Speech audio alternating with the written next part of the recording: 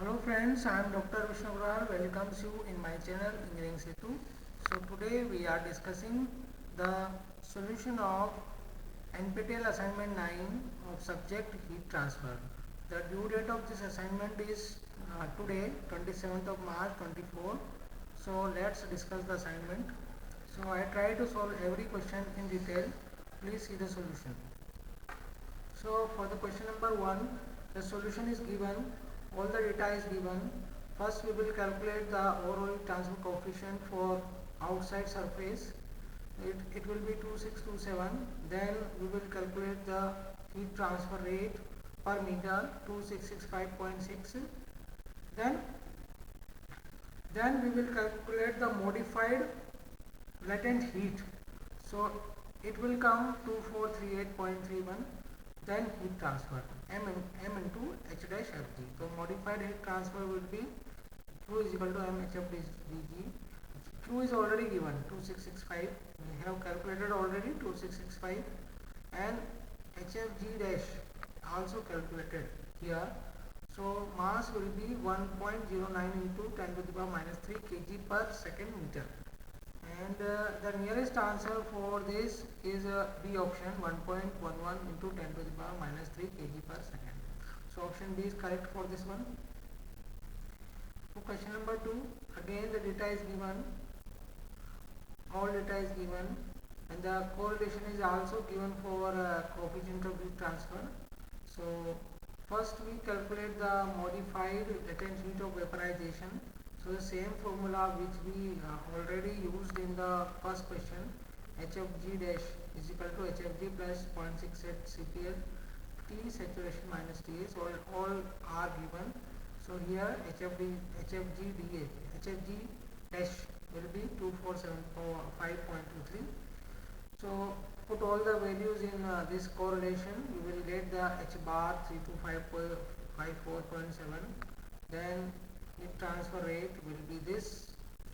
This is heat transfer rate for one tube only, but here the array of 25 tube. So the 25 tubes are in array.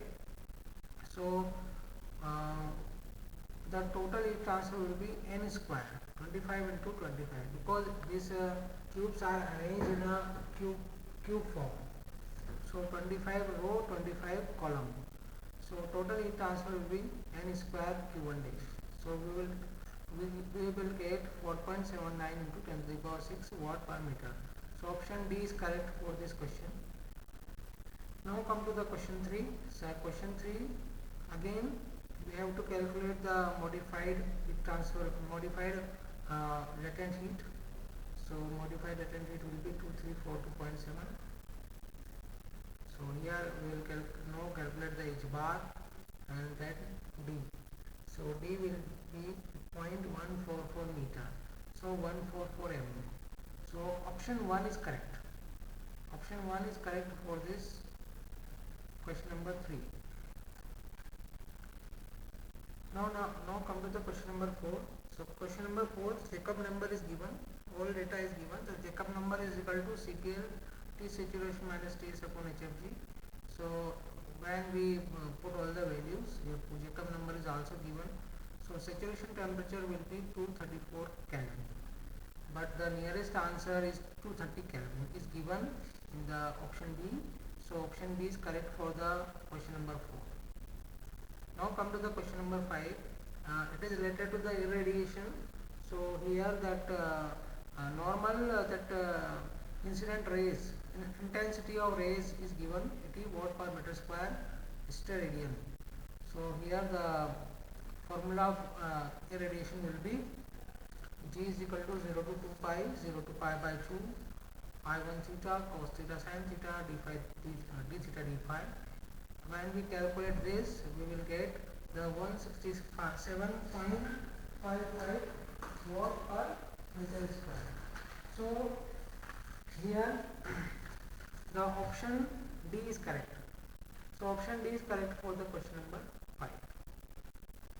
So thanks for listening. Please subscribe my channel so that you will get the next solution in time. Thank you.